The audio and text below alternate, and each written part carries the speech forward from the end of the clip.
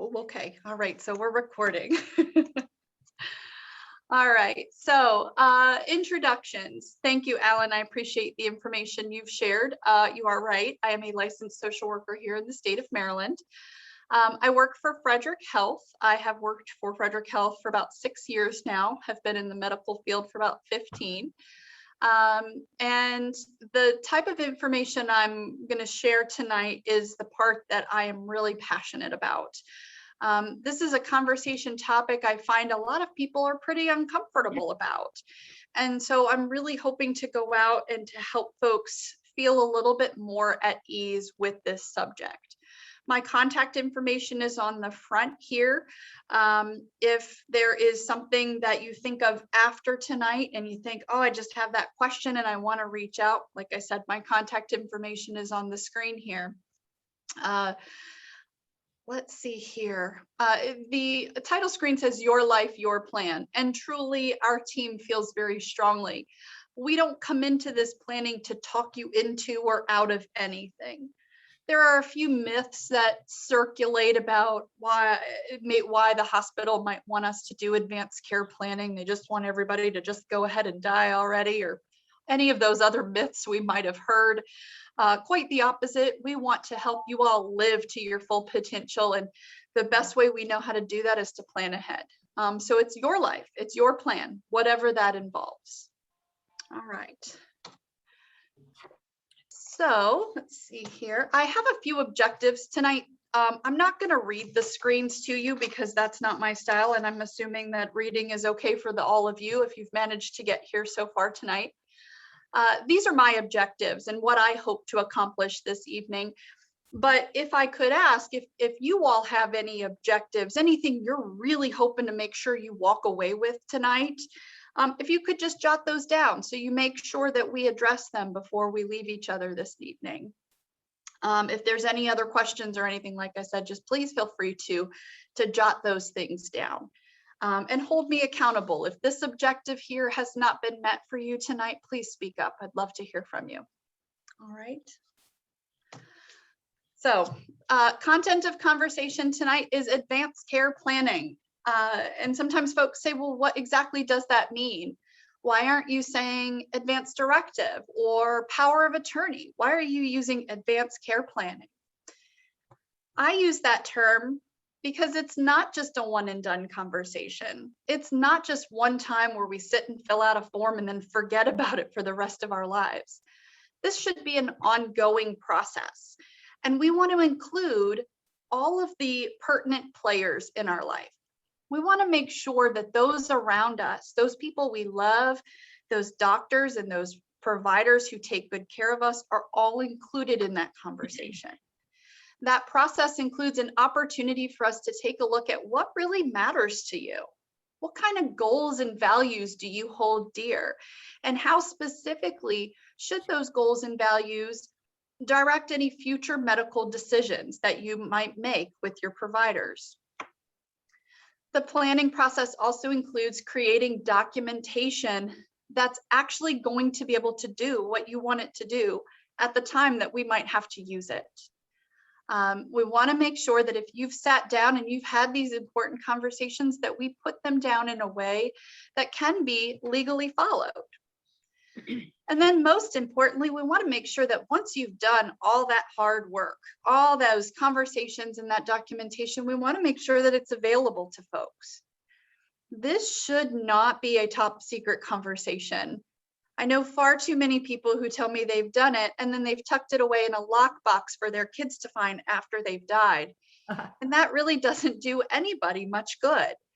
So we want to make sure that that documentation is available to all folks ahead of a medical emergency. Most individuals don't plan to come and visit us at the hospital, so it's good that we have it there ahead of time. All right. I'm a definitions person. There are so many words that float around out there, and I'm sure a lot of you have maybe heard them, and maybe even a few of you have thought, I don't understand the difference between some of these terms.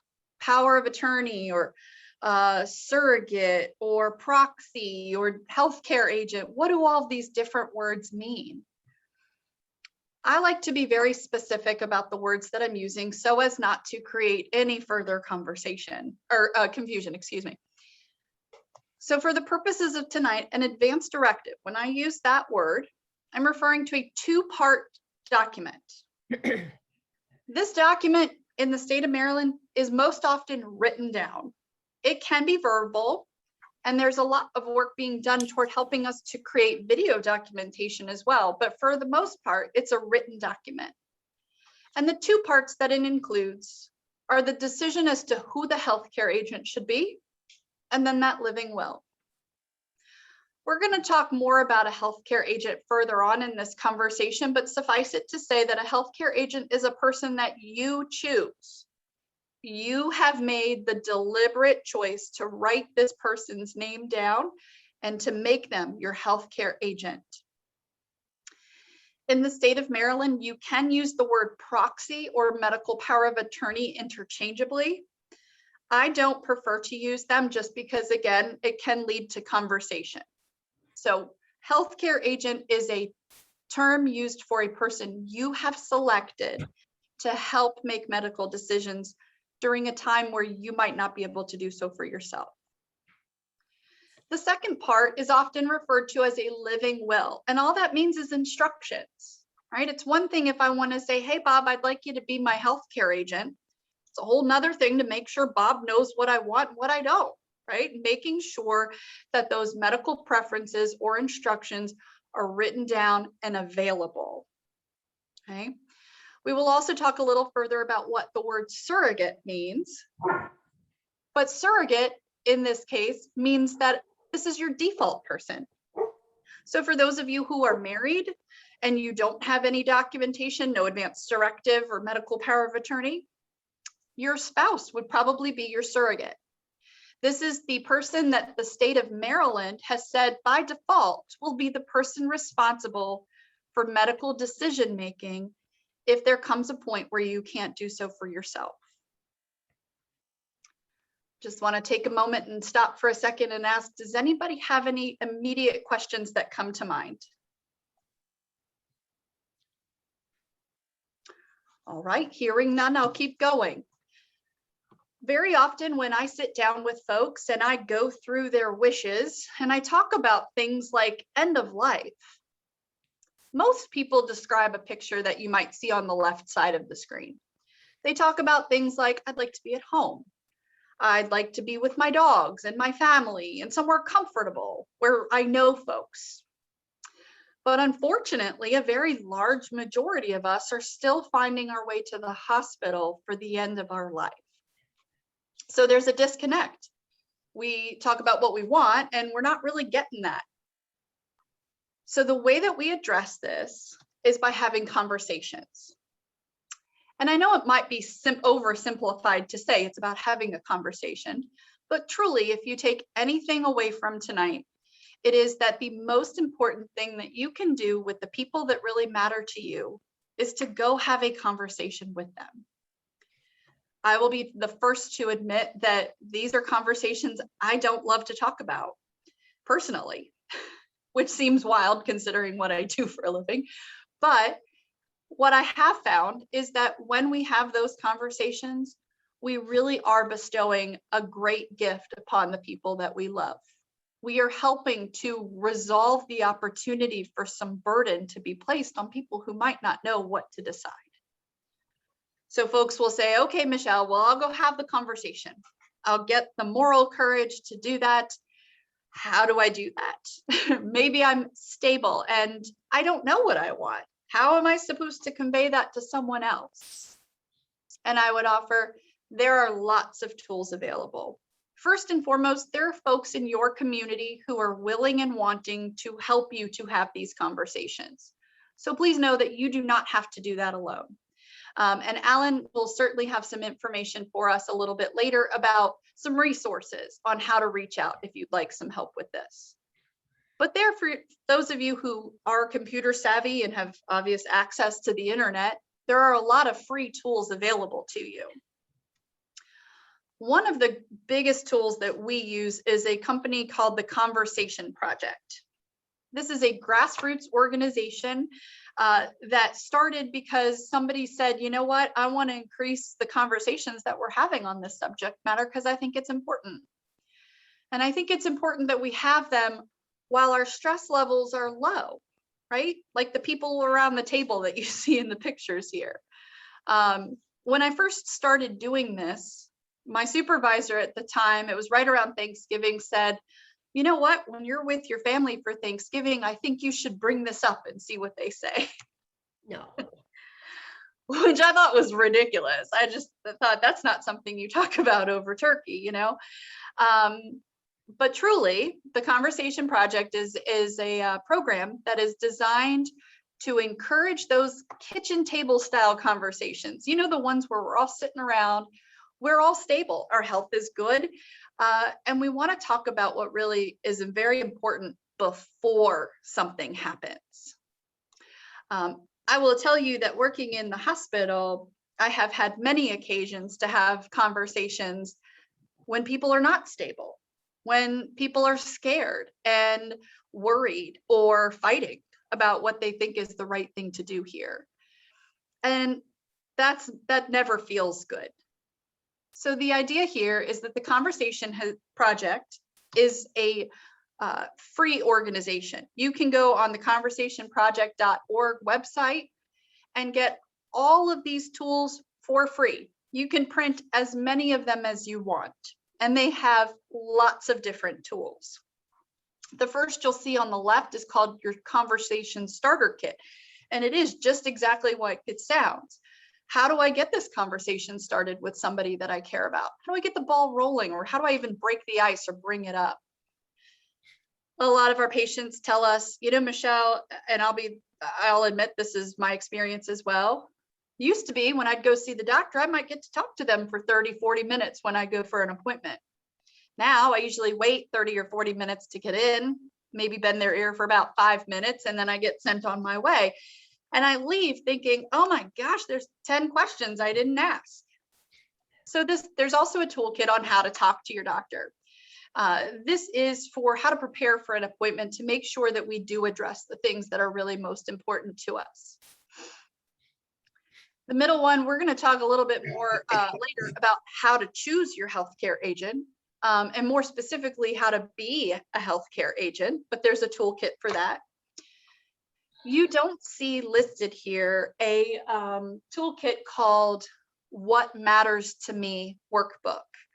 And that is simply because I did not have a moment to update this slide, but it is truly my favorite workbook that is available on the Conversation Project's website.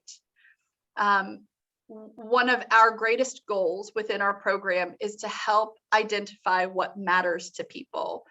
Because when we understand what matters to them, we help to connect those things to future medical decision making. Some of us do work, unfortunately, with kiddos that are pretty sick. So there's a pediatric kit. And then there's also one for families of loved ones with folks who are having some sort of memory deficit. Just because you have Alzheimer's or dementia does not immediately state that you cannot complete a directive. But if you're no longer able to, we still want to be able to have conversations with people we love. So that kit can kind of walk you through having some of those conversations. If any of you are on this call tonight and afterwards would like copies of these, Alan, we can certainly sort this out after, but I'd be delighted if you want to send me an email and I can mail these to you. We want you to have these. So if you don't have the ability to print them yourself or access them yourself online, let us know. We will get them to you. Okay. I mentioned that there's a What Matters to Me workbook, and I would highly encourage you to take a look. But when I go out and ask the question, what matters to you? I hear all kinds of different things. And this is not about dying or end of life. It's about living. It's about enjoying the time that we have. And for some, that's as simple as, you know what, I'd really like for my face to be washed every day and maybe put my lipstick back on. some of the ladies we work with, that's what makes us feel human. That's what makes us feel prepared for some of those social interactions that we're having. I hear a lot of, I'd like my animals with me. Those four-legged family members are so important to some of us that we want to make sure that they're with us. And some of what matters is directed toward end of life. Does that mean that you'd rather be at home or maybe at the hospital with really good nursing care around you? I would ask you to consider for just a moment tonight what your answer to this question would be of what really matters to me in life. What are the kind of things that I get up for in the morning and I look forward to every day? And how does that maybe apply to my future decision making? I'll just take a moment and give you a second to think through that and offer an opportunity for any questions or something that comes up. If anybody would like to share what matters, we would love to hear it.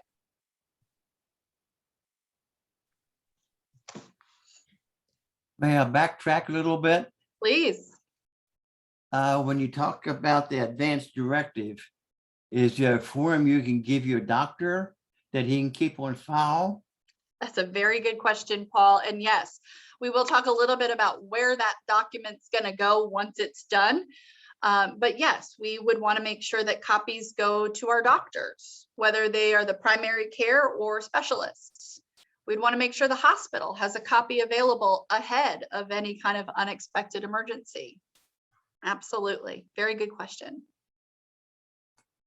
Yes. Okay.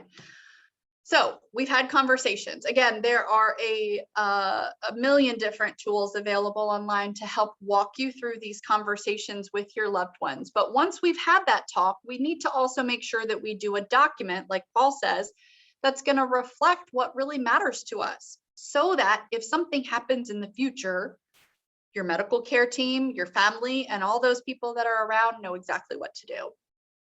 All right. So this is where my head starts to swim, right? So I'm a visual learner. I created this slide because if you'll see on the left-hand side, your advanced directive is that two-part document, the healthcare agent and the living will. Okay. Your MOLST form, medical order for life-sustaining treatment.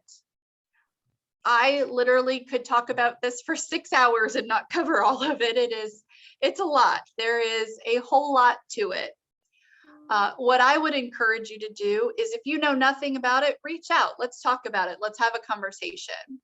You should know that the medical order for life-sustaining treatment is a document that can be followed by your emergency medical services. You know, those people who come out in an emergency in the ambulance and in the fire trucks. This is a form that is signed by your provider. So your doctor, your nurse practitioner, or your physician's assistant must be signed by one of them. And it used to be called the DNR form, do not resuscitate. It's not called that anymore because there's lots of options on it, including attempt CPR. So the form itself is not necessarily designed to limit all care. If you want everything, it can still reflect those wishes. It would be the form, we're going to talk about this later, that we're going to want to put on this red folder on your refrigerator that we'd like to get to all of you after tonight's presentation. So again, the MOLST is something you can Google. If you want to Google Maryland MOLST, print out a copy and take that to a trusted doctor. Take it to somebody you've gone and seen several times. And go and say to them, you know what, doc, Michelle came and told me about this form. What do you think? What do you think I should know about this form? Okay. It is a form that can be updated at any time and is very often reviewed anytime that there's a change, like when you go to the hospital or if you've had a change in your overall health conditions. On the very right-hand side of the form, you'll see financial power of attorney. This is where my disclaimer statements come in. I cannot give you any financial or legal advice. I'm a social worker and I work for the hospital. I do encourage folks to have this type of paperwork completed. most folks will go see an estate planning attorney for this sort of thing. But this is the document that helps us to understand who can access your money, who gets all your stuff when you die, who can help, make sure that all of those financial needs are addressed. Like I said, I don't necessarily handle this piece, but I can certainly give some recommendations or some references rather to folks in the community who can help. Michelle, Please. can you provide links so that people can get all this information by just clicking on a link that you'll provide? Yes, let me make myself a note, please. Yeah. If you make it available, I can put it in our weekly email that we send out. Okay, I would appreciate that. Sure thing. I have a question. Ma'am, yes, absolutely. Michelle, I recently visited my doctor and she filled out the most for me and gave me the red folder and I have it. But is it just only available on the paper for the EM emergency folks? Like what if someone drives me to the hospital and I get there? Will the hospital staff see that? This is an excellent question, and I'm not sure who's asking it. It's Margie. I don't know if I show on your screen, but okay. Thank you. I appreciate your question. It's a very, very good one.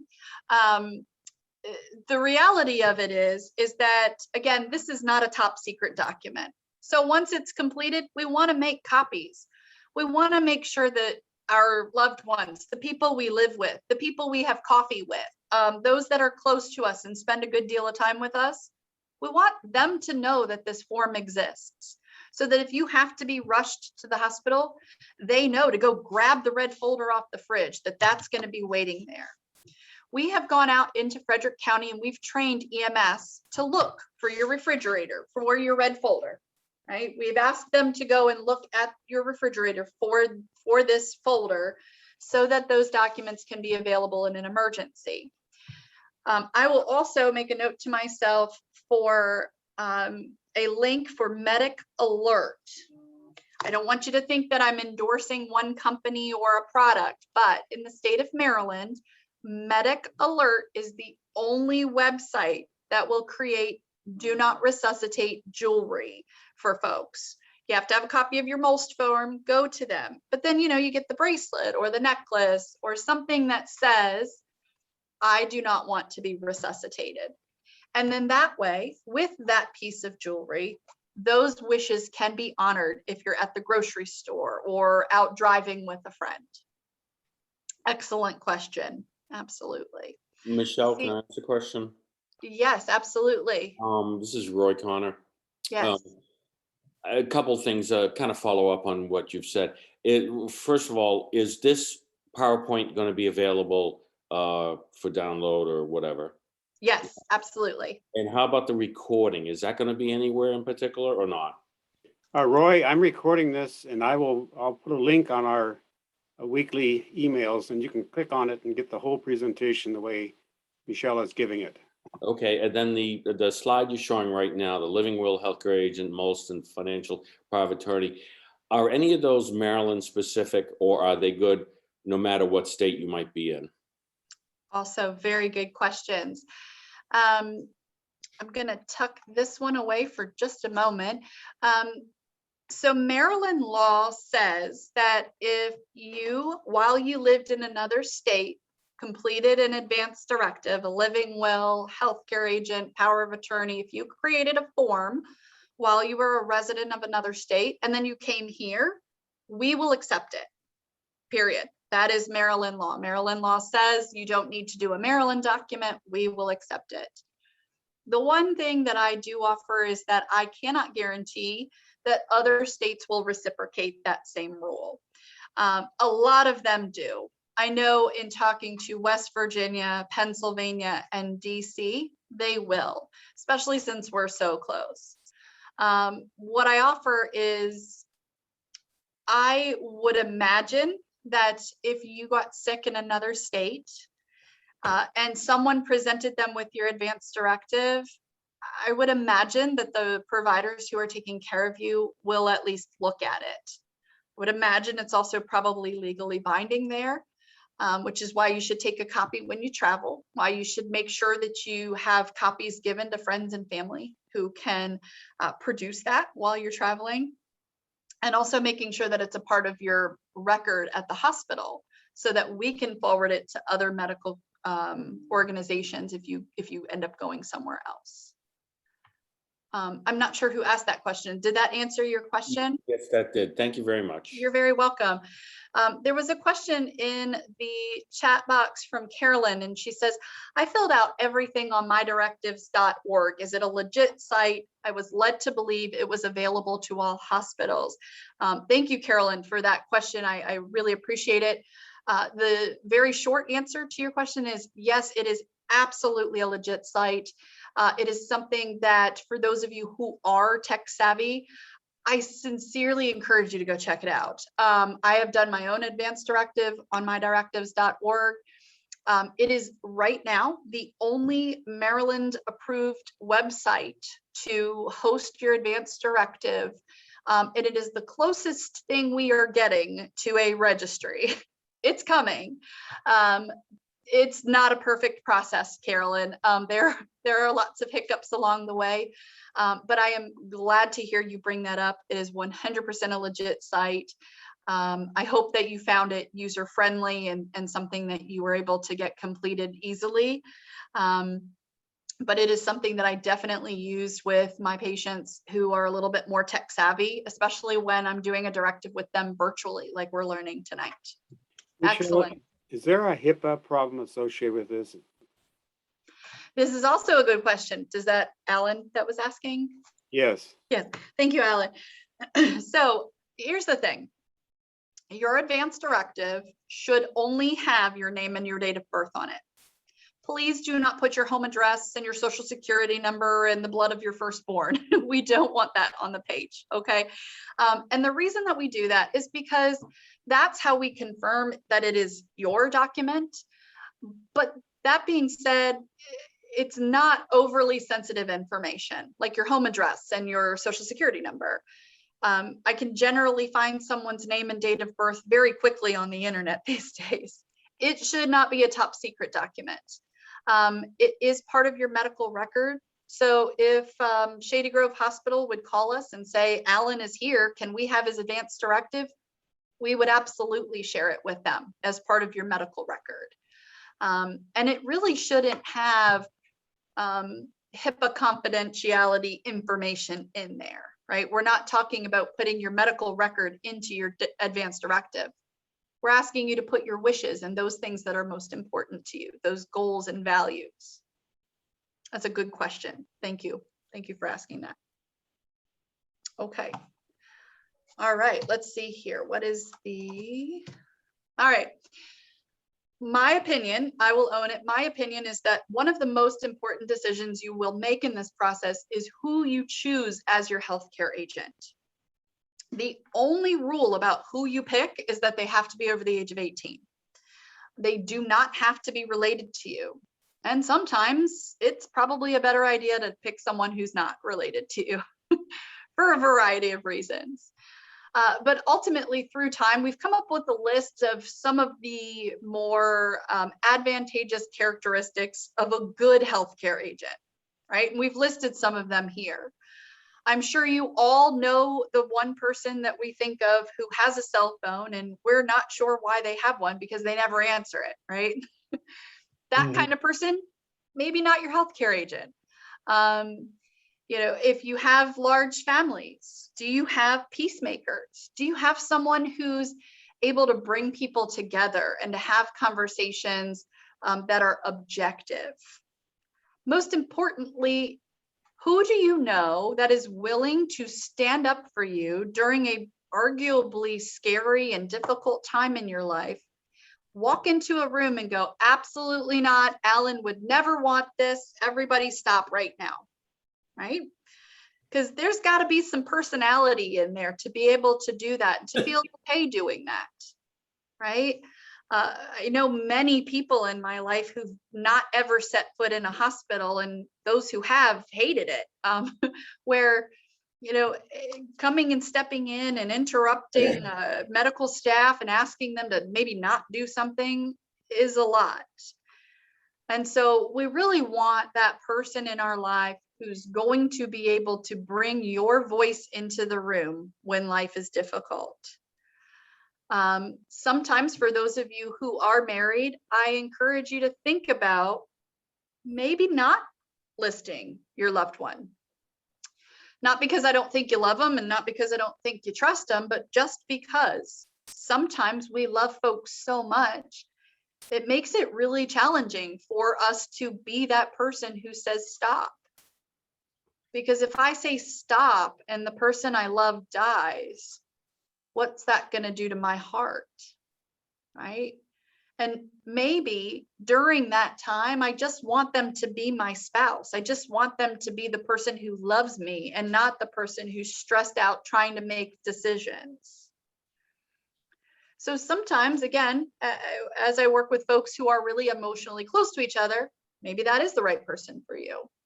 But maybe we consider saying, you know what, I'd rather you just be my spouse and you just love me during that time instead of having to make harder decisions. Okay. All right. In order for it to be legal in the state of Maryland, it's very simple. You do not need a notary and you do not need an attorney. I am not an attorney hater. In fact, I have several friends in the local area who are great attorneys who I enjoy dearly. But for this specific type of document, you do not need either of those. Right? You do not have to feel like you need to go out and pay hundreds of dollars for this document to be completed. It's not necessary. In order for it to be considered complete and legal in the state of Maryland, it needs to be signed by you in the presence of 2 witnesses. The witnesses have to be over the age of 18. They cannot be the people that you have named to make decisions when you cannot. And they can't benefit financially from your passing. So I usually encourage folks, give a little distance between you and your witnesses. There's lots of folks who are online tonight who I imagine are friends, right? So use each other, colleagues, friends, neighbors. Those are good witnesses. Frederick Health staff has written a policy that we can serve as witnesses. So if you come to us and you say, I don't have any witnesses in my life, can you help me with this? We can absolutely help you with that, regardless of what location you go to. I'm going to make an assumption, Alan, that everybody on the call tonight is living in the state of Maryland. But in the event that you're not, and maybe you want to encourage a loved one who lives somewhere else, state-specific information can be found at the website below called caringinfo.org. So, for example, West Virginia does require a notary for its residents. You can go online and find out the state-specific information in order to make it complete. Okay. All right. So Alan and his friends came and talked to me initially about the red folders. This was the whole reason tonight was put together. So I want to make sure that we spend some time here. We created these bright red folders with magnets on the back for your refrigerator, like you can see on the picture on the screen. Back in, I think it was 2014, we had a very, very unfortunate situation where 2 gentlemen within a month of each other came to the hospital, both unrelated, both had come to the hospital and decided, you know what, I'm at a point in my life where I do not want to be resuscitated. My heart stops. I want you to make me comfortable and let me be peaceful. We filled out that MOLST form and we sent them home. We didn't have these, so we sent them home with this white piece of paper along with a stack of all the other instructions that you get leaving the hospital. And both of them had events where they both stopped breathing at home. Their hearts stopped at home. Ambulance companies came out and the families panic and they're going, oh no, they don't want this. They don't want this. But because they couldn't produce the form, both of these gentlemen ended up being brought back to the hospital with all the bells and whistles having been done to them. Of course, when they arrived at the hospital, we still had a copy of that form. We pull it up and then we look at the families and we go, I think we've got to turn some things off. And because it happened in such quick succession of each other, another social worker at Frederick Health decided she was going to do something about this. She was going to make sure that these forms did not get lost in the pile of packets that people leave the hospital with. So we worked with a company to come up with these folders. You will notice that it does not have the Frederick Health logo anywhere on it. We did that on purpose. I'll be the first to say, I recognize that maybe not everybody in the Frederick community is in love with Frederick Health Hospital. That's okay. We still want you to use this tool. We went out, we talked to the battalion chief for Frederick County EMS. We went out to the different rescue rigs and we said, hey guys, please look for this. Find this on the refrigerator, because we were finding that folks were putting their important information all over the house, in the freezer, at the head of the bed, on the back of the front door, and it was getting lost. And in an emergency, you got to have one place to go, right? So we made it nice and bright, very easy to discern. We actually worked with a company out of New York to make sure that the weight of the folder itself and the magnets are enough to hold a family's worth of information. So you should be able to put 2 and 3 different people in this one folder and not have to have several of them on the side of your fridge. We would love to send you these folders after everything is over tonight. So Alan, you can certainly talk about that at the end as to how you want that to be done, but we would love for you to have these. We'd like for you to tell us how to get them to your friends, to your families, to the people that need these, okay? Because what we have found in the years since is that this truly is a tool that comes into play to be sure that we are not doing something to someone or for someone that they didn't want us to do. Okay. I want to make sure we get through everything, so I'm going to move along. Please, again, feel free to interrupt if you have questions. Someone had asked earlier, what do I do once these things are completed? Again, we want to make sure that folks have copies available. I'll make you copies if you need one. If you need 5, you give me a call, we'll get you copies. But we want to share them. We want to make sure that the original goes to the person you've asked to make those medical decisions. But then we want to make lots of copies. Put it in your red folder, on the refrigerator, in your suitcase when you travel. Most importantly, we want the hospital to have a copy of it ahead of any trip you might make to come and see us. It's heartbreaking at 2 o'clock in the morning when you've got to call a family member and they go, oh my gosh, I have no idea. It's at the safe at the bank, or, you know, it's under mom's bed and I don't know where the key is. It does not do any good if it is not available at the time that it's needed. You can put a card in the wallet that says you have an advance directive and where to find it. Carolyn asked about My Directives. My Directives website should produce you a card that you can put in your wallet and how to access that document online. And then we also want to just encourage you to take a look at it periodically. Again, this is not a one and done conversation where we have it and then we forget it ever even happened and we move on with our lives. We'll want to look at it every few years. If there's a change in your condition, you don't have to do a new one, but it's good to take a peek at it and make sure it's still up to date. I have had the sad occurrence before to call identified healthcare agents and find out they're all deceased. And again, that doesn't always do us very good if we can't get a hold of those people. And of course, at the bottom, it says, you know, we want to continue to have this conversation.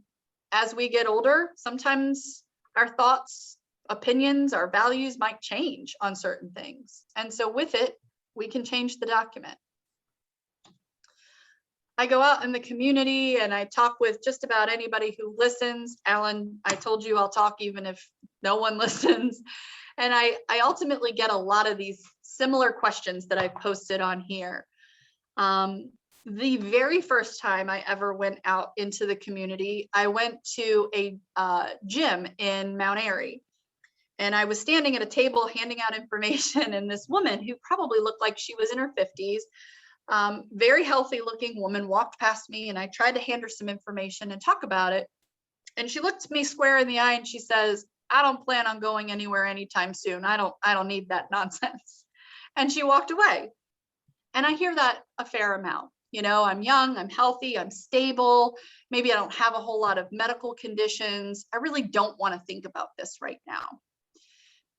But I'm sure that many of you who are on tonight can appreciate the idea after having gone through the last year and a half. Unexpected things happen. Unexpected things happen all of the time. And they happen to people who are younger, who are stable, who are arguably healthy. Our slogan for a little while was, "It always seems like it's too early until it's too late," right? How many family members I've spoken to who say, "Can I do an advance directive for my wife?" The answer is no. You have to be able to do it for yourself. And we want to make sure, that's why it's called advance. We want to do this kind of planning in advance. Also, lots of folks say, "You know what? I've had conversations. My family's really open. We talk about this all the time. They know what I want. I don't need to write it down." Which is great. I don't want to discourage conversations. Please go have those conversations with people you love. That really does make me happy to hear that you're talking about it. But we also want to write it down, because every once in a while, we can't get a hold of those people that you've named. Any of the instructions that you have left in your living will are still a legally binding document. We don't get to pretend that Margie didn't do an advance directive just because we can't get a hold of her person, right? We still have to follow those instructions. So it's a good backup plan to make sure we write it down. Also, if you hear me say anything tonight, please hear me say this slide. Very often, I work with folks who say, "You know what? I'm just going to let my family figure it out. They know me, they love me, they know what's important." Or even sometimes I'll hear things like, "I don't really care, I'll be unconscious, so what does it matter?" And I'll offer to them this slide. If you have not written anything down, if you have not completed an advance directive or any kind of paperwork, Maryland law has said there's a way that we got to figure out what to do. And Maryland law says if Alan comes to the hospital and nobody's with him, I've got no paperwork written down, Maryland law says I've got to go figure out who his surrogate is. Remember that word from the beginning? That's your default person. And I'll pick on him because he asked me to talk tonight, but I'll say, "Alan, as far as you're aware, we don't have a guardian, right? You don't have anybody appointed by the court to look after you." Most people don't. Guardians are appointed by the court, so you would have an order to say he has one.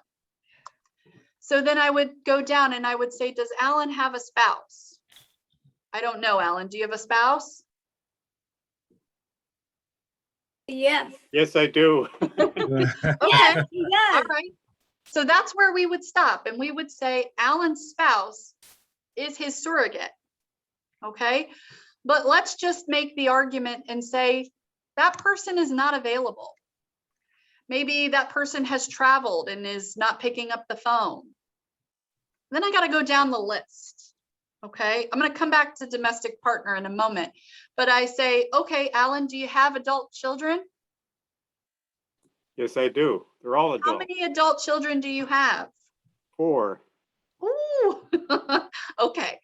And this is where I stop and I say, "Okay, well, Alan's spouse maybe was in the same accident he is, and that person can't speak for him.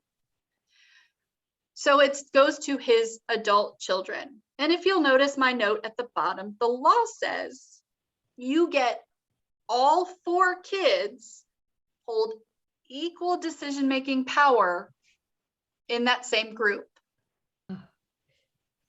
It gets worse.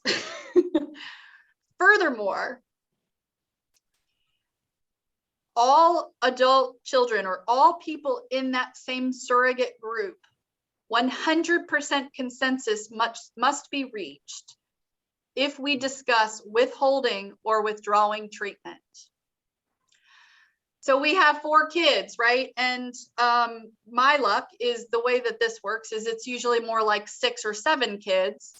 And 5 or 6 of them will say, I know what mom wants. We've talked. I know what she's looking for. I know everything about her. I go to all her doctor's appointments. We know she wants to be comfortable. Turn these things off, make her comfortable. But that one kid comes out of the woodwork from Nebraska who hasn't been in the picture for the last 20 years, right? Because if you don't think kids come out of the woodwork or adult siblings come out of the woodwork when someone's going to die, we see it all of the time. All of a sudden, 30 years later, this person miraculously appears. If that one person says, I'm holding out for everything. I want everything done. If there's nothing written down to say otherwise, that's what we've got to do. And so I often say to folks, I'd like you to think about who your surrogate would be if tonight you had to go to the hospital and you could not speak for yourself. I'd like you to think about who will that person be for you? And if you think to yourself, you know what, it's my spouse. I'm okay with that. My spouse knows me. I'm probably going to name them as my agent anyways. Then I would say, what if that spouse was in an accident with you? Are you still okay with the next person in line? Are you okay with all of those people being responsible for decision making? Very often, a lot of people tell me the answer is no. And that's okay. And I say there is 100% a fix for that. What's the fix? You pick one. Yes, we do an advance directive. The screen in front of you is completely avoidable. We do this by writing it down, by picking one. And for those of you who are moms, it's not a matter of picking your favorite or picking the one who's going to take care of you. It's not who do I love most or who do I trust most. It's who is most equipped to handle this role, right? And so we talked about how to pick a healthcare agent. I gave you the list of the job description, right? Who are those people who will answer the phone and speak up for you? All right. I often hear they're going to know what to do. I'm telling you, they will not. Even if you have had dozens of conversations with people that you love, even if you've had shared experiences in the past with death, dying, or the hospital, when you get sick and that person who loves you is in a position to make decisions, we're human, right? We are not good decision makers as humans under stress. I hear a lot of people who will say things like, oh my gosh, I know we talked about this. I've had this conversation a dozen times with mom, but for the life of me, I cannot remember what she said. Because we're scared, right? We're stressed out. We're worried about the person we love. And how reassuring is it when I can hand them a copy of the advance directive and say, it's okay. You don't have to remember. It's all right here. Let's look at it, right? Or worse, you have disagreement among people who might generally love each other, right? One daughter says, I talked to mom last week and this is what she wants. Where the other daughter says, no, I just talked to her a couple days ago and she told me something completely different. And maybe they both think that they know exactly what mom would want, but we're disagreeing. Michelle, I have a question here. Yes. My brother-in-law's wife was dying and she had a DNR. She did not want to be resuscitated. And he said, I want her to live. We went right against what she had said. Is that acceptable? No. But in fact, she ended up with a lot of suffering as a result of the fact that she wasn't allowed to die when she should have. I am so sorry to have heard that. Who said no? No, not sure. Who chimed in and said no? Oh, her husband did. Yeah. And somebody No, else. somebody on the call said no, they shouldn't have been able to do that. Who said that? No. Was that Ray Ann? I said no, but I didn't know if I was mute or not. You're absolutely right. No, I absolutely credit where credit's due. So I will tell you, I am aware of what should happen and what does happen are not always the same thing. We're humans, right? I've heard stories like you just shared plenty of times. You're absolutely right, Rayanne. No is the short answer. That should not have happened. The entire reason that we do this planning ahead of time is so that we avoid those situations in the moment. The entire reason we talk about who we choose to make those decisions in the moment is for that reason. I'll be honest with you, my spouse is not my healthcare agent. Not because I don't love them dearly, not because I don't trust them, but because that person has not been in this scary environment.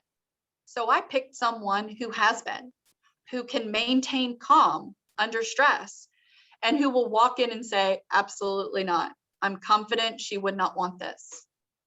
We do see it way more than we would like to, where someone is jumping up and down and screaming at the bedside, please do everything, because we can't cope with the idea of losing someone we love. But if we have sat down and we have taken the time to write these things down and prepared the people around us, that's how we avoid those situations from happening. I will also tell you, I know, Alan, we talked about plugging myself, but I work in and out of the hospital. I want you to hear me say, and please hold me accountable, if you ever find a situation in which someone's directives are not being followed, I want you to pick up the phone. That is not okay. I don't have any issue arguing with doctors and providers in the hospital and saying, no, this is a document that someone's taken the time to do. We need to follow it. Okay, Rayanne, you're absolutely right. That should not happen. It really should not. Okay. I hate meeting with folks who sometimes say things like, my mom died 20 years ago and I still wonder if we did the right thing. That is heartbreaking. People, I think, are trying to do what they think is right. But the way that we can absolve them of that lasting burden is by taking a moment and having the hard conversation, doing the hard work for a minute and saying, do I really want to do that? Do I really want to go through these things? Okay. Really quickly, the document in the state of Maryland, you can use any form that you want to. We hand some out and it's got our name on it as shameless advertising. You can use any form that you want to. Carolyn mentioned my directives. You can Google advanced directive, whatever form you like. You can attach extra pieces of paper or other things. I literally wrote a letter to my family, from my own words as to what kind of things I did and did not want. The document doesn't expire. My joke is, even though we do, right? And it can be updated at any time. Let's see here. Lots of resources. Again, Alan, we'll share these slides with folks. But if you're interested in knowing more, there are so many excellent resources that are out there. I work with doctors all day long, and the very, very large majority of them have told me they don't like having these conversations. They don't like bringing it up during your appointments. And when you guys bring it up, it makes them uncomfortable. So I would encourage you to reach out to folks who are comfortable having these conversations. You deserve to know, you deserve to have a voice and to be able to have the kind of care you really want to have. Okay. I find this quote to be really the lasting preference for why I do this. I'm not sure I understand. That's good words. When we lose people that we love, when someone we know dies, I will never argue that we won't grieve them. We will. It's in our DNA. But while we grieve them, we overall have a better time of it when we can say, you know what, I miss her and I'm sorry that she's gone. but I'm glad that we did what she wanted. It was on her terms. And that brings a lot of people peace and comfort. I am very thankful for you all spending the time this evening. I will get you the slides and those links that you've asked for. I am a open resource to you all. Please feel free to reach out. Let me know how I can help. Alan, do you want to talk a little bit about getting the folders to folks? I was going to thank you, first of all, for a very, very interesting and worthwhile presentation that you gave. Thank you for your time. My pleasure. Each person who signed up for this presentation provided their address. So I'm going to send that to you. So Perfect. And you're going to send each of them a copy of the red folder. Absolutely. Now, I was going to, this is a time for questions. Maybe you could Yes. drop your slide here so people can see everybody else. Have them all go to gallery mode now so they can see everybody. Here we go. We filled out an equivalent of a DNR a while back. It was provided, an awful lot of questions were in there. It was a painful process to go through the whole process. Are you saying you can just write down a dialogue of what you'd like to have done in a very simple way without all sorts of confusion and concerns? I think the short answer is yes. Technically, I have seen people who will write something on a napkin and get it witnessed. I don't recommend that. I think it's hard to interpret sometimes when people do just sort of free write in. But I would ask you to consider what sort of things really matter to you and how do we apply that to future decision making? Maybe if I may, I'll give you an example. I am relatively healthy. I don't plan on going anywhere anytime soon. If my heart would stop, I'd like for somebody to try to resuscitate me. But I also know that if I got to a point where I could no longer speak for myself, I was never going to be able to speak for myself again. And I couldn't enjoy food and drink. Two things I love to do, love to eat and love to drink. And if I couldn't do those things anymore, I wouldn't want my people to continue to keep putting me through all kinds of stuff. I wouldn't want a feeding tube and all those extra things. So really what matters to me influences how future decisions get made.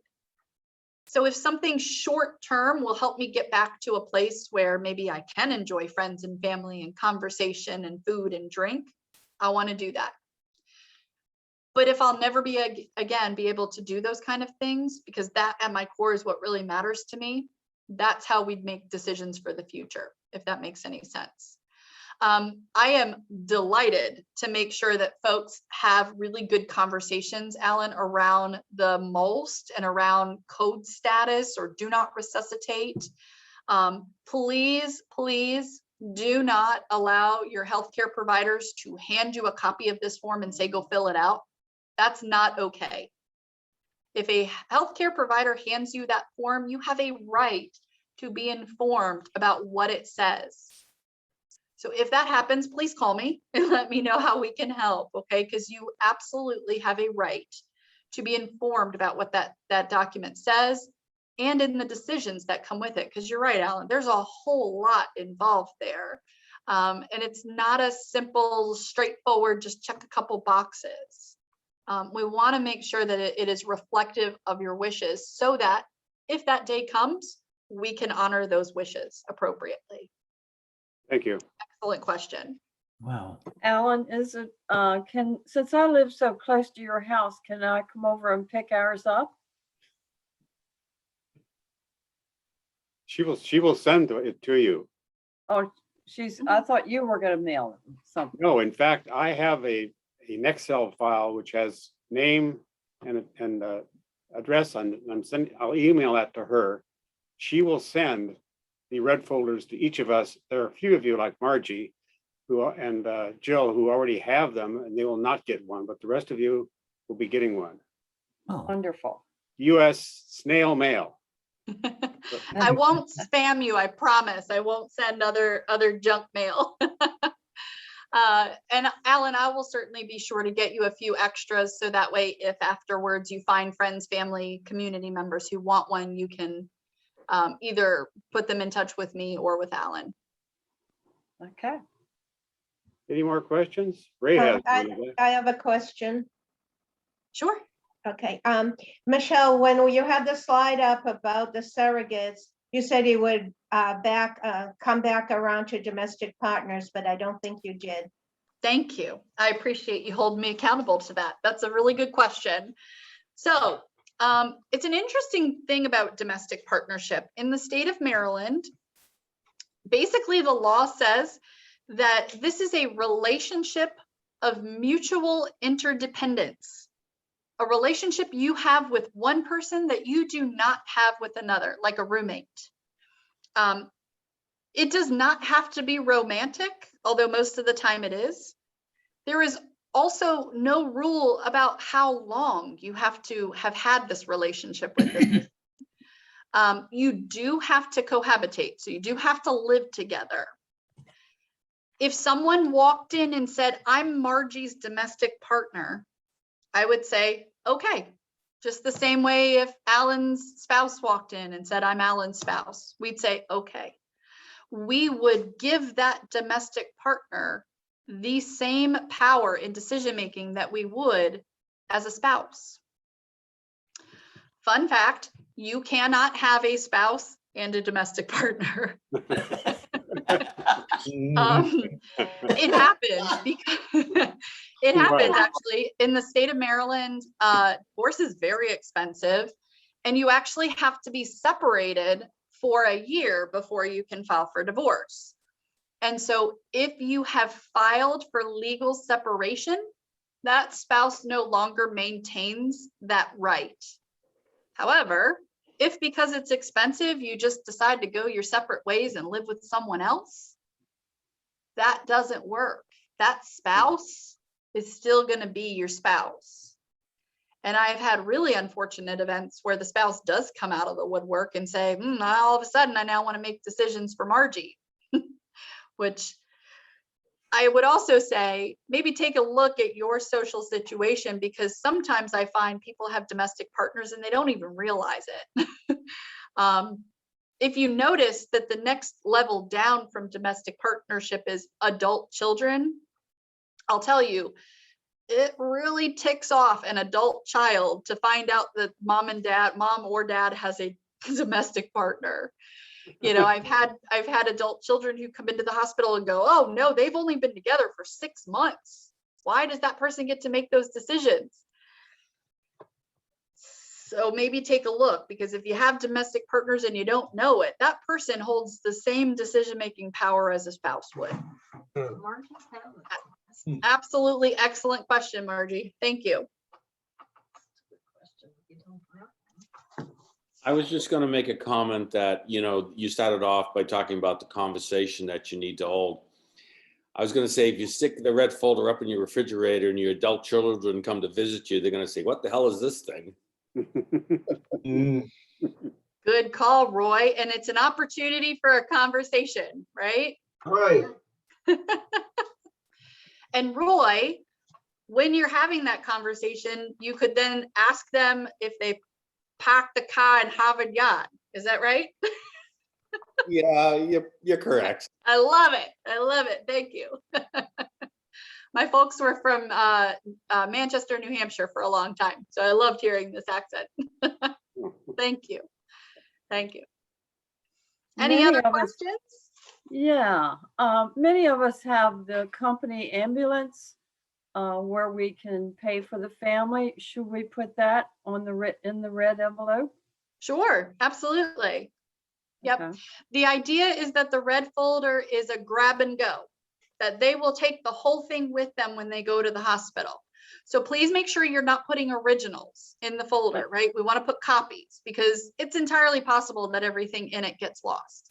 Okay. So make sure that what's in there is copies only. Absolutely. Michelle, I think you mentioned that the original should go to your family doctor. Does it have to be the original? Is that the way it's supposed to go? Actually not. Nancy, thank you. I appreciate that. The original actually should go to the primary healthcare agent. So if I name Nancy to make my medical decisions, Nancy gets the original. Oh, okay, not the doctor, but the agent. Correct. Okay. Absolutely. Okay, Yeah. Good question. Yes, very good questions. Other questions? I have some question about whether or not the doctors and the hospitals actually keep track of the things that you give to them. How well do they? Are you still recording?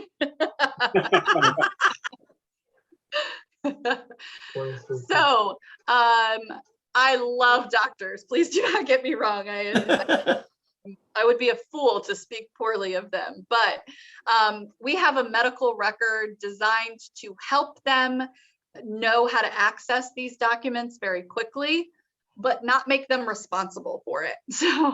So if you've given it to us as a healthcare system, we have that available in our medical records.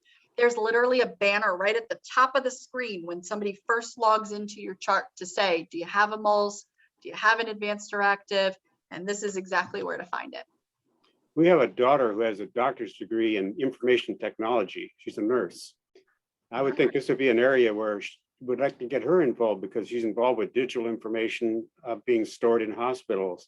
Yes. You do something like that? I spend a lot of time with our IT department. A lot of my work is to try to streamline these things. You all should know that when you come to the hospital, we are federally mandated to ask, do you have an advanced directive? It could be staring us in the face and make it look like we don't have our act together. But you should just be able to say yes, and you guys have a copy of it and it's in the chart. If you need to get a copy that maybe you've already done, you can send it directly to me. That way you can hold me accountable. I can scan it directly into your chart and send you back a message to say it's there and it's available. Absolutely. Thank you. You're very welcome. may I ask one other question? Would you mind putting your address and information back on the screen again, please? I believe I can do that. Let's see here.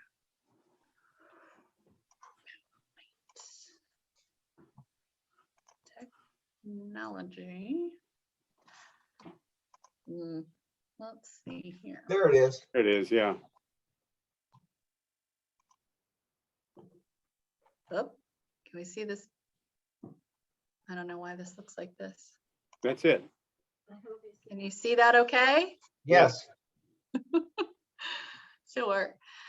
Email is a great way to get a hold of me. Again, it holds me accountable. I can send back a response and let you know I've received it and responded to it. Thank you. You're very welcome. Is that a landline or can one The day? phone number that's on the screen is my cell phone. That is my only number. It is direct only to me, so you can certainly leave voicemail. You can also text if that's more convenient. Yeah, that's good. Yep, absolutely. Is that a period after Frederick? At That is a Frederick.health? good, yes, it's MROSS@frederick.health. Correct.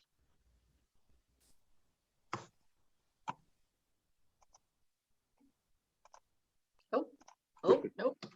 There we go. I'm gonna leave it alone.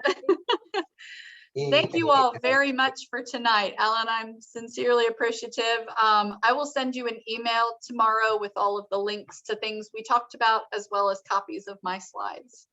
And we'll put this on the email that we send out on Sunday. And the whole presentation, as I said, has been recorded and will be on the presentation anybody can look at. Sure, absolutely. Well, thank you very much. It's you very, for your very time. interesting. Much Thank you. more I interesting than I agree. thought. Thank you. Thank you. You're Thank welcome. you. Thank you guys. I appreciate Thank it. you. Okay. Very good. Pleasure. Thank you for Excellent. your time. Very Thank good. you, Alan. Everybody. Well done, Alan and Excellent. Michelle. Excellent. Very good. Thanks, Alan. Yep. Thank you. Well Thank done. Thank you, Alan. Bye. Have a good night. Good night. Thank you. Bye, everybody. Bye. Bye-bye. You look good, Rayanne. Thank you. Thank Really? you, Tom. We Uh, don't Nice see to see people very you. often is the problem, isn't it, with the Yeah. pandemic and everything? Yeah. Hi, Alan. Hello there. Getting back to the core now? Everybody else is passing out. All right, thanks, Alan. Thank you, Alan. Bye. We'll have to try to find out what the problem was at the beginning, but we'll resolve it, I guess. Now we're down to 6 people now, 7 people. This is the core group. The She core did a group. very nice job, didn't she? She's Excellent. Much better than I thought. Presentation, Much Alan. better. That was well done. Boy, she's lot- good. People that didn't come in missed a very good program. And by the way, the 15 people who did not, I'm going to make sure that they get the red folder anyway. I think it's important that they get it in the information that's there, because if they look at that and if they look at the links that we're going to get, that we're going to put on the email for this Sunday, they'll understand what it's all about, I think. Yeah, I think so. Are you going to charge them? They didn't come in. We didn't charge you, did we? No. Alan, I wonder if some people didn't come on because of that message that was Yeah. on early on, like you're on another Yeah, program, and they may have been discouraged. And it wasn't true. That's what I'm trying to understand. That was Yeah, not that was- true. Yeah, it wasn't true, but a lot of people could have gotten discouraged and said, Yeah. "Oh, geez, I guess it's not Yeah. going to happen." Who knows? I think the thing to do is like 15 or 20 minutes before, I'll have Try either, earlier. Yeah. have either Bob or Tom Yeah. Yeah. contact me. We'll make sure that goes through. Okay, Make sure it's working. because there might be some subtleties with what's happening with the Well, Zoom. We learn as we go. Yeah. Okay. All right. Alan, Al? Thank Don't you, forget. Alan. yes, goodbye. Long Talk way. to you later, Nice Rayanne. seeing you again. Hey, Nash. Nash was one of the winners the last time, you know. He got the book on Camp, What? on Camp David. Nash, Yes, yeah, yes, Nash did. lucky guy. Did you ever get a signed copy? Ooh, You. no, I didn't. I didn't think so. And you're the one I wanted to make sure you got a signed copy. Oh, I well. did sign. Where did you put it? No, Nash is signed. Alan doesn't have it. Oh, Alan does not have a signed copy. But Nash, I actually, copy. yeah, I have a signed copy. Well, yeah, I have a signed copy. yes, you Right. do. Michael, What I did is I scanned that page and I stuck it into a copy of that book. But I don't have an original, but I have a scanned copy of that I'm using. So I don't have one, Alan, and I've got a book. I can get you you could have one of these sheets also. All right, good. I want to be sure. Hey, Alan, I have a copy of the book, and I'll sign it for somebody if they want it. You're a great guy, Tom. I'll tell Always you what, willing to put out. Always willing to my put out. autograph can go a long way, buddy. Yeah. You also sign checks. Only blank checks, right? But leave them blank and then people can write in the amount of money. Write in what they That's want. right. Yeah. Absolutely. Don't need anything else. Yep. Well, good luck on cashing it. Okay. Thanks for sticking around. It was fun talking to you again. All Okay, right. guys. Nice Very good. going. That's Good a great night. program. It was a Good job. great program. And Great people, program. thanks very much, Alan. Okay, Bye-bye. way to go, Alan. Next thing is going to be the mayoral debate next month. You know, we have the yeah, candidates for the mayor of Frederick. right. We just still don't quite know who they are. We'll know sometime tomorrow, perhaps, or the next day, who they're going to Yeah. be. Alan, Yeah, I mentioned I'm out of town until Saturday. have fun. You know, should We'll You're miss you, right, Bob. which reminds me, we did put a little note down there. We're tired of these vacations you're taking week after week. They need to be cleared by the board before you do any future ones. but they're not, That's Tom. I I agree, Bob. I think we're paying him Yes. too much and these paid vacations are gone. That's I it. mean, it's just No ridiculous. more, no more. God, I call and he answers, though, usually from Minnesota or something. Yeah, state of Washington, Minnesota, the Yeah, beach, Iowa? Iowa. yeah. No, I'm going out of town tomorrow, so I'll be back Saturday late, so. We'll go have from fun. there. I think. Anyway, we need to get together though, or talk about what we're gonna do in the next mailing. Well, in 1 week now, we have a board meeting. We can Yeah. discuss all these things. It's just that we need to. That's I right, wanna we get have a set board up meeting. Before we have the board meeting. Okay, an executive meeting. Okay. Yes, because we know we're gonna put the balloons or whatever you wanna call it in. That would Yes, definitely that's go. right, that's right. Now, we need to know, are we going to go and send to not only our 80 members, but another 100 people that live on Bear Den Drive and ask if they want to join I think it's a great idea. at that time? We have to decide this, okay? And these are the things we need to go over, because I figure if we can make the decision before, it's gonna save a lot of time. Oh, which reminds me, are we gonna do this meeting? Is it going to be virtual or is it going to be Yeah, in person?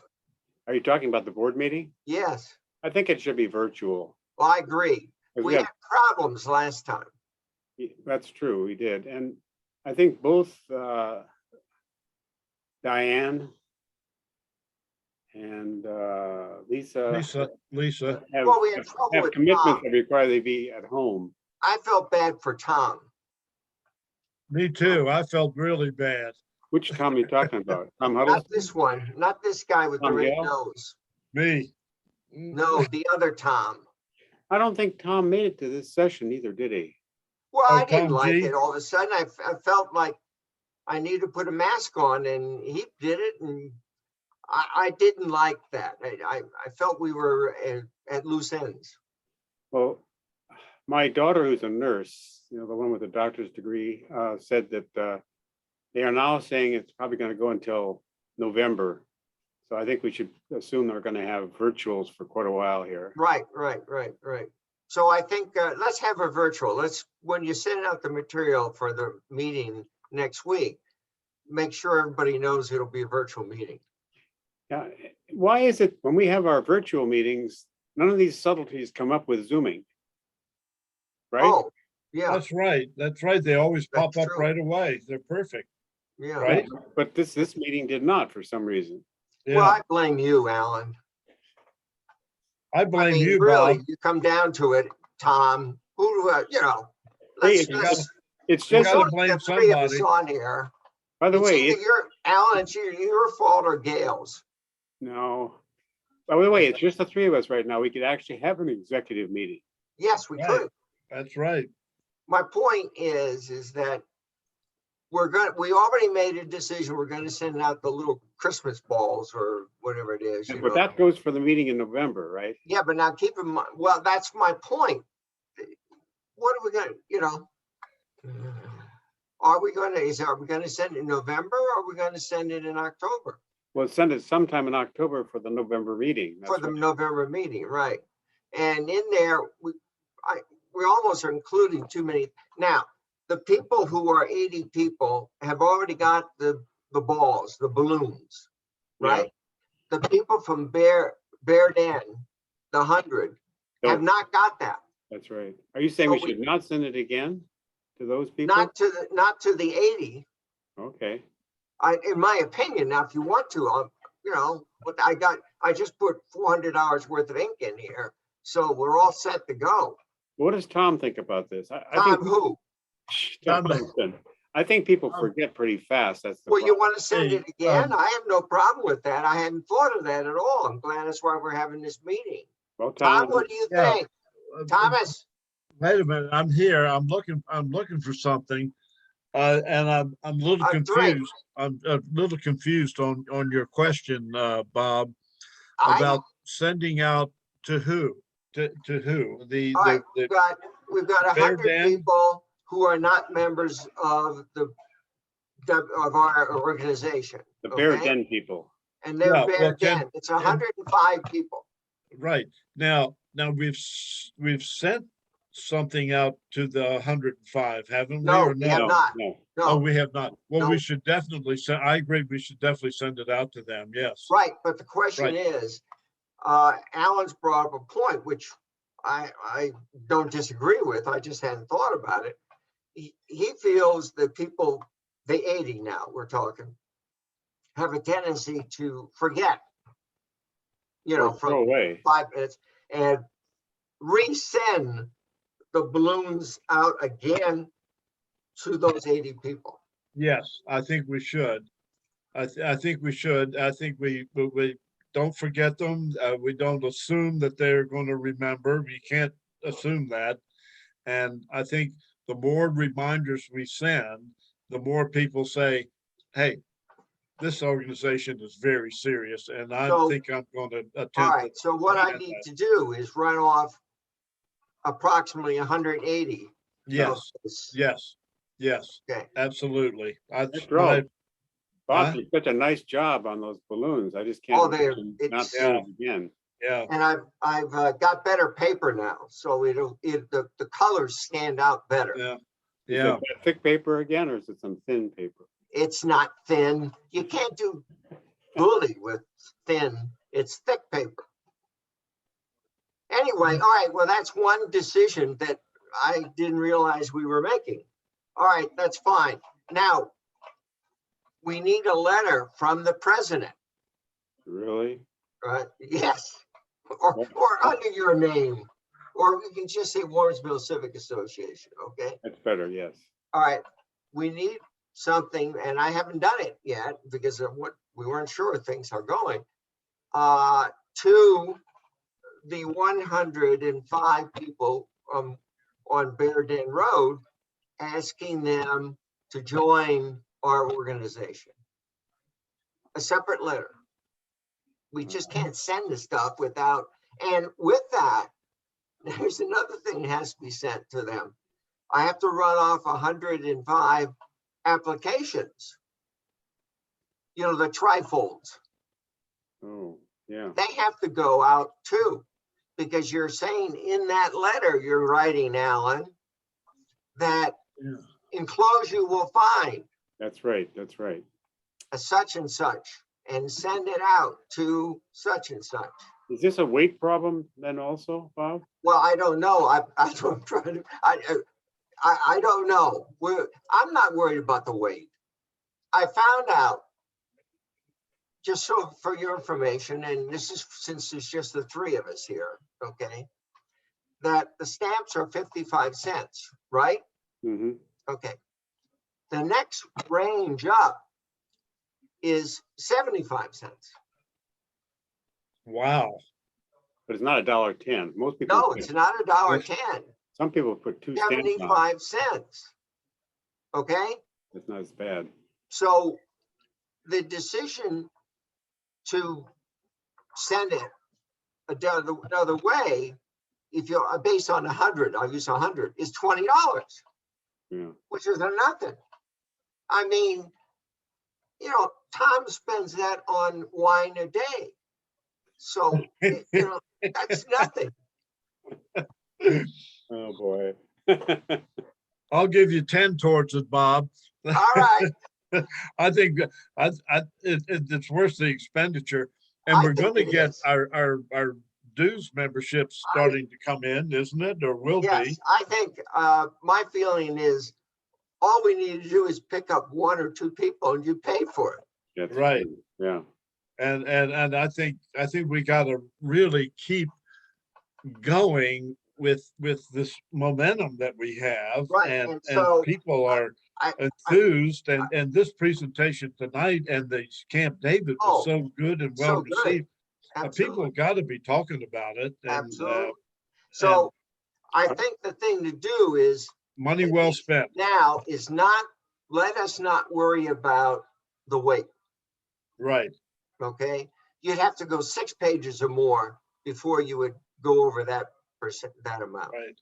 So, all right, so we've got the trifold, we got the letter to those 100 people. The Bear Den people, right? Bear Den people. Yeah. Okay, and we have, what else do we have? I've lost, somebody write this down for me. I'm the secretary, but I don't, I Oh, can't. write it down, write it No. down, what we're supposed to do.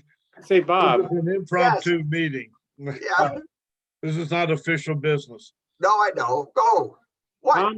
Tom Gill sent you something which had additional addresses? No, Uh, oh, he did, yes. Yeah, he did. It sent had me- the He sent old me addresses. another, I guess it's close to 140. It was It's the people. Park Place 1 and Park Place 2. Names, their unit number, you know, and their address. Of course, the address is all the same. There's just 2 addresses and their phone numbers. I don't need anything else because they're all the same. It's the same city, same zip code, and it's the same suite and so How forth. did you get that, you know? They maintain it over there. Oh, okay. It's something that probably Tom shouldn't have sent me. But because I know I maintain the same thing, only in much more detail in this building for 52 units. I have their name, their parking space, and their email addresses and everything. But Sounds like it's a HIPAA requirement that you're not taking into account here. right. Well, I'm trying not to. So this is why there's only the 3 of us on this meeting. So did you want to do anything with that? I don't know. I thought not, but I just thought you might have thought about it more and decided. No, I had not, because it would double. I think we should see how effective we are with the Bear Den. Yeah, I always have those, and certainly. I think that's a good idea to do the Bear Den, because that's a good older part of the whole community too. Yes, it is. It's the older When you part. look at You're absolutely right. That whole run, and that's a long, a lot of people in there, because you got all those little quads Yes. in there that have lots of addresses, and I Now, think keep we in hit mind- that one, and our 84 numbers, Yeah. we've got a good shot at getting a whole bunch of new people. I think so. And I Yeah. think a lot of it will depend upon a simple but well thought out letter from Warmansville Civic Association to those 105 people, asking them to join. Okay, Yeah. so somebody Making reference to the balloons, you know, that were, Yeah. you know, This each is one what going we've around. done, and this is what's coming up. Yeah, now This is what's coming up. another thought, and I want to mention it. do we already since have this something is- like that? Huh? Do we already have a document that's very similar to that we can use? To what? What? Ask the people to join? Yeah. You're trying to get out of a letter, Alan. Is that what you're saying? I was saying that Tom does such a good job of putting things together like this. No, I'll tell you, very I have eloquent. every letter that's gone out and so forth, and I haven't looked at it yet, but I'm sure I could come up with something, because we've had other letters that go out saying, will you join? Right. So I have to find those letters, and I have them all in the notebook, and we'll come up with something. We can help, of course, you know, and it's going to come from the 3 of us. It'll Or- come from the 3. or it come from the Civic Association, period. Civic Association? He's What's he talking about? talking about the whole board, about everybody. It's the coming board, from yeah. the masses. Well, we'll make them feel like they participated anyway. But There's no official executive committee. Otherwise, we could say it's from the executive committee. But I think no, you can't say that. there's nothing in our. You're not bylaws. recording this, are you, Alan? Oh God, I am. Wait, oh, wait a second. here. Ace, please delete some of this. This is terrible. Wait a second. Wait a second. This is I gotta terrible. find some way to delete the stuff that's on the back part of this. Alan, you can't put this out. You're right. We might as well quit now. Ugh. Hey, let me ask a question here. I know we're talking about,